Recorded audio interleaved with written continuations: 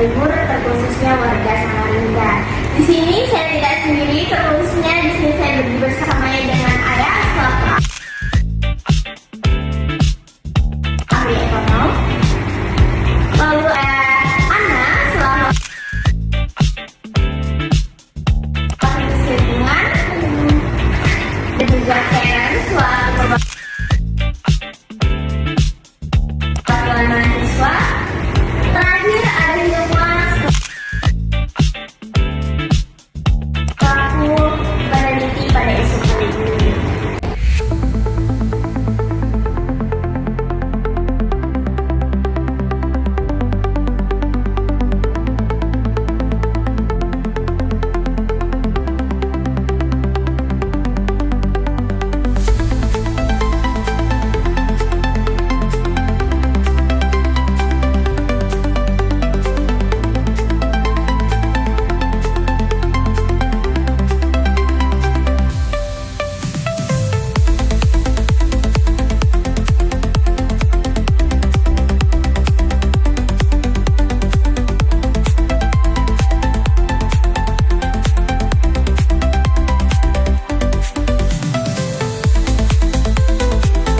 Sebelum kita lanjut untuk berdiskusi, kita akan menjelaskan mengenai teori, di mana teori ini menyangkut isu dari internasional ke domestik, yaitu paru-paru dunia yang sedang sesak napas.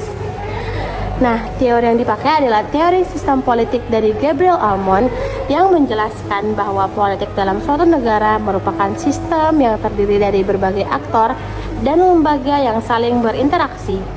Aktor tersebut tidak hanya pemerintah, tetapi juga masyarakat, kelompok kepentingan, partai politik, dan organisasi masyarakat sipil.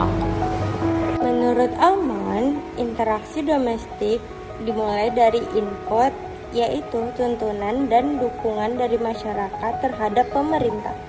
Tuntunan ini bisa muncul dari berbagai isu, misalnya masalah lingkungan, ekonomi, atau kebijakan publik. Selanjutnya, tuntunan tersebut diproses oleh lembaga politik seperti pemerintah, parlemen, dan partai politik. Proses ini disebut konferensi, yaitu proses mengubah aspirasi masyarakat menjadi keputusan politik. Hasil dari proses tersebut disebut output, yaitu kebijakan atau keputusan yang dibuat oleh pemerintah seperti undang-undang, regulasi, atau program pemerintah. Jadi secara singkat, teori Almond menjelaskan bahwa kebijakan negara merupakan hasil dari interaksi terus-menerus antara masyarakat dan lembaga politik melalui proses input, konversi, output, dan feedback dalam sistem politik domestik.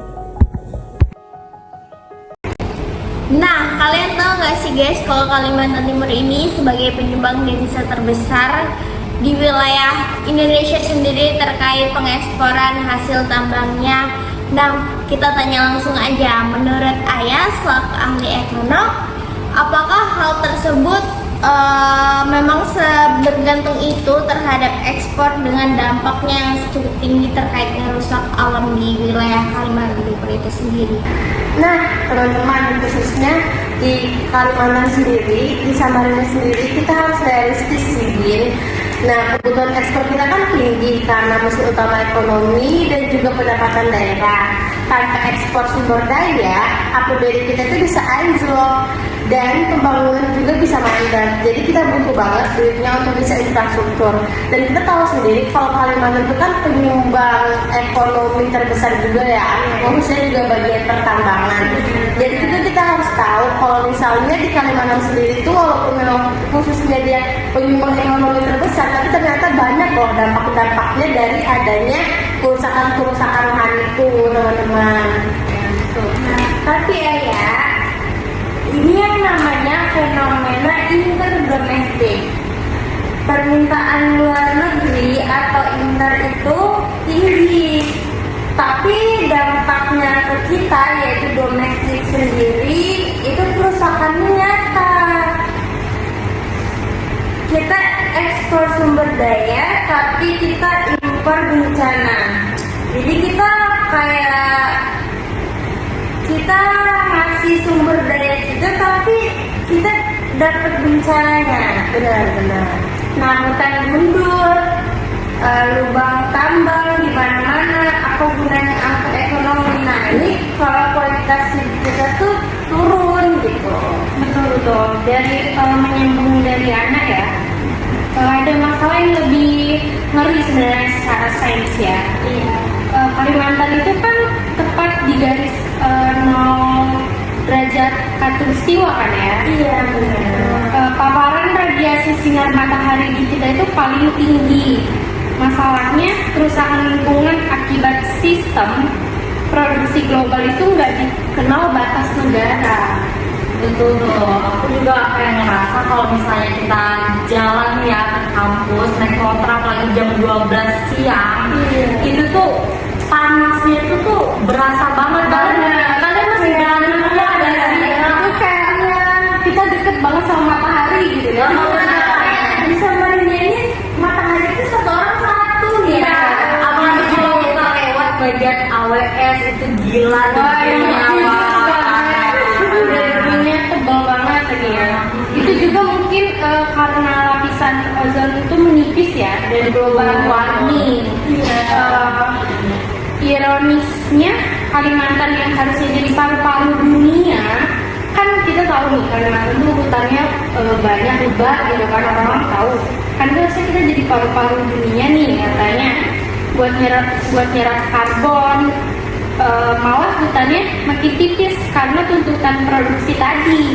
Kalau negara lain polusi dan suhu dunianya naik, kita di khatulistiwa yang bakal paling pertama ngerasain kenaikan suhu ekstrim ini karena tadi.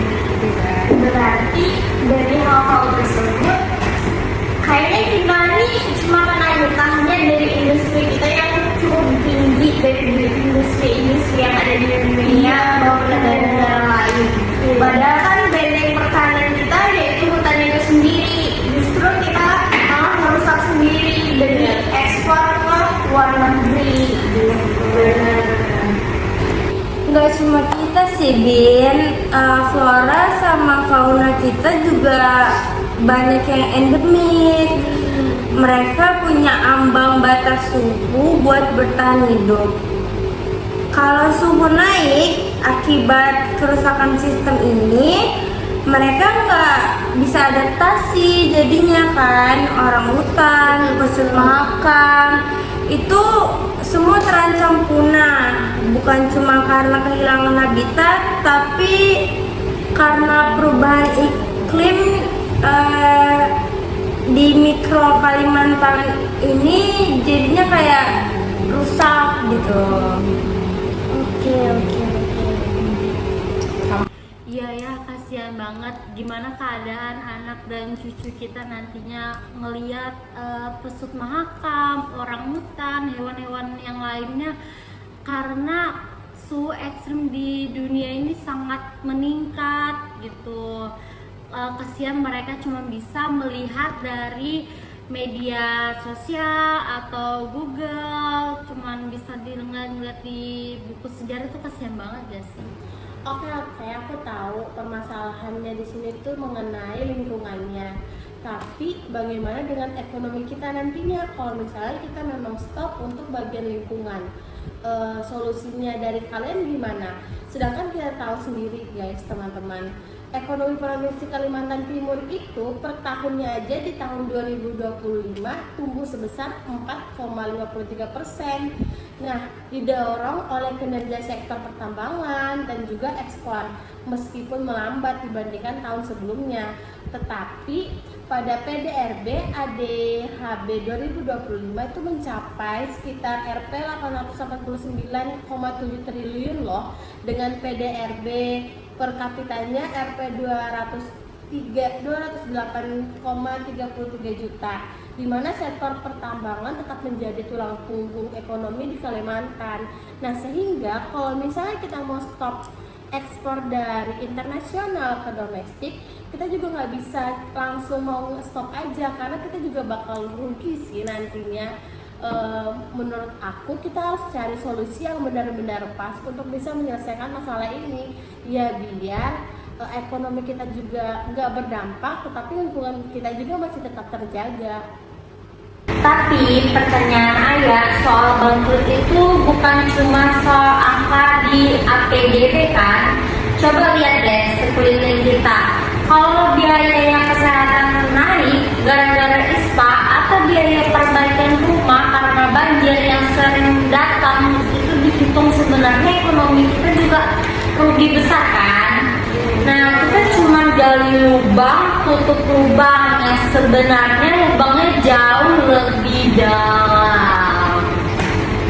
Nah, kalau kita menyinggung soal teori ya, dalam konteks teori interdependensi, kebutuhan negara-negara lain juga tuh terhadap sumber daya alam Indonesia menciptakan hubungan ketergantungan loh, yang mempengaruhi kebijakan dan aktivitas ekonomi di tingkat domestik.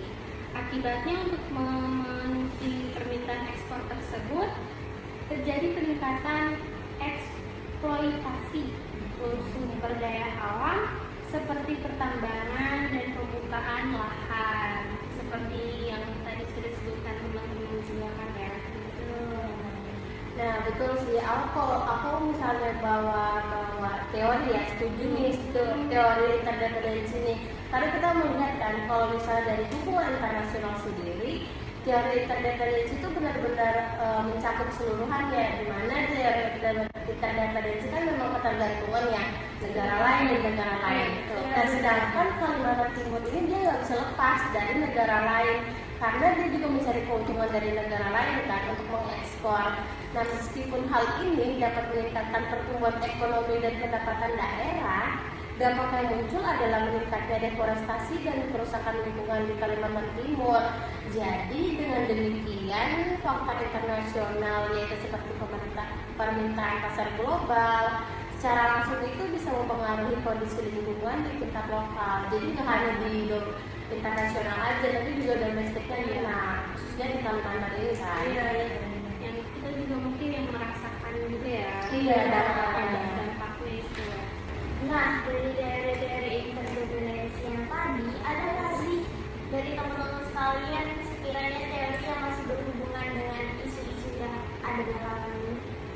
Mungkin ya, selain itu kita juga bisa menggunakan pendekatan politik lingkungan, atau biasa kita dengarnya tuh political ekologi. Pada tahu nggak sih? Iya, perlu lingkungan ya. Iya. Nah, pendekatan ini tuh ngejelasin kalau kerusakan lingkungan itu sering kali berkaitan dengan sistem ekonomi global dan aktivitas produksi yang didorong oleh kepentingan ekonomi. Nah, dalam sistem ekonomi global saat ini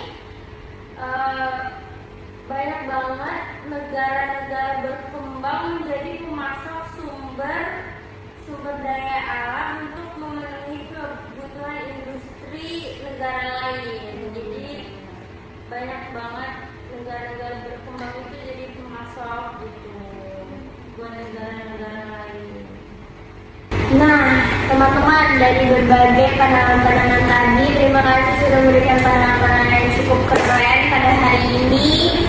Dapat kita tarik kesimpulan, kita bisa menemukan solusinya, yaitu kita bukan stop total terkait pengeksporan ataupun terkait hal lain, tapi kita bisa melakukan sebuah transisi.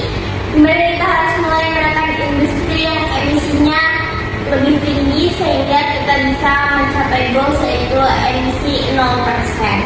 Selain itu, dunia juga harus membayar kita untuk menjaga hutan lewat carbon trade. Jadi kita dapat duit bukan dari tebang pohon aja nih, tapi juga membiarkan pohon ini tetap tumbuh dan kita tetap mendapatkan pendapatan yang lumayan. Iya, yang disampaikan tadi itu benar banget. Jadi kesimpulannya masalah lingkungan Kalimantan Timur, khususnya di Samarinda ini ya, itu bukan masalah lokal doang. Jadi itu berefek keluar domino interdomestik. Permintaan dunia itu tinggi ozon rusak, suhu naik, dan kita yang di garis khatulistiwa yang paling menderita. Ya betul, kita harus berhenti melihat hutan Kalimantan cuman sebagai komoditas, tapi sebagai asuransi nyawa buat masyarakat. Nah guys, kalau menurut kalian gimana? Lebih milih ekonomi meroket tapi suhunya makin panas, atau mulai ngerem ekspor demi alam? Komen di bawah ya. Komen di bawah ya.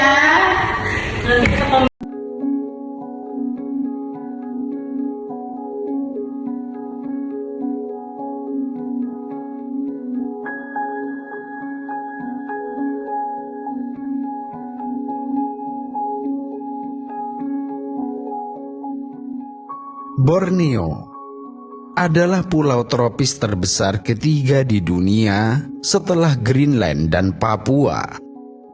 Dengan luas mencapai 743.330 km persegi, pulau ini lebih luas dari Inggris, Jerman, dan Spanyol jika digabungkan sekaligus.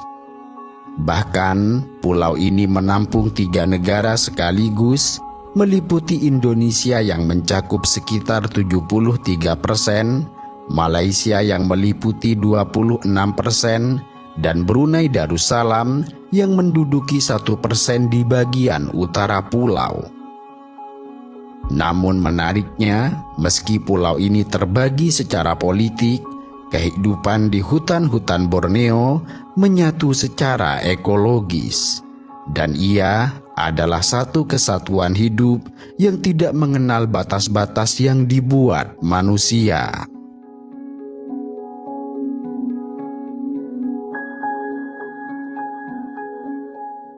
Borneo, yang berasal dari nama Kesultanan Brunei, adalah nama yang dipakai oleh penjajah Inggris dan Belanda untuk menyebut pulau ini secara keseluruhan. Sementara itu, penduduk bagian timur pulau yang sekarang menjadi bagian dari wilayah Indonesia lebih suka menyebutnya sebagai Kalimantan. Nama Kalimantan sendiri berasal dari kata dalam bahasa Sanskerta Kalamantana yang berarti pulau yang dibakar matahari. Kendati demikian, dalam kenyataannya Kalimantan bukanlah tanah gersang yang terbakar terik. Ia adalah bentang tropis yang lembab, hijau, dan nyaris tidak tersentuh. Sebuah kerajaan hujan, kabut, serta keheningan.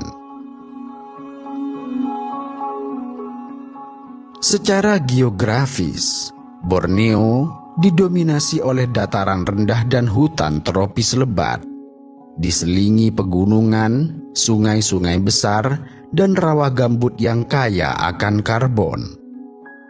Pulau ini menyimpan kekayaan flora dan fauna yang tidak tertandingi, dan memiliki kekayaan budaya yang diwariskan dari generasi ke generasi yang telah menetap di pulau ini sejak ribuan tahun. Itulah mengapa Borneo menjadi semacam dunia dalam dunia yang menyimpan lebih dari 15.000 spesies tumbuhan berbunga, 3.000 jenis pohon, ratusan spesies mamalia dan burung, serta ribuan spesies serangga yang belum sepenuhnya dikenali.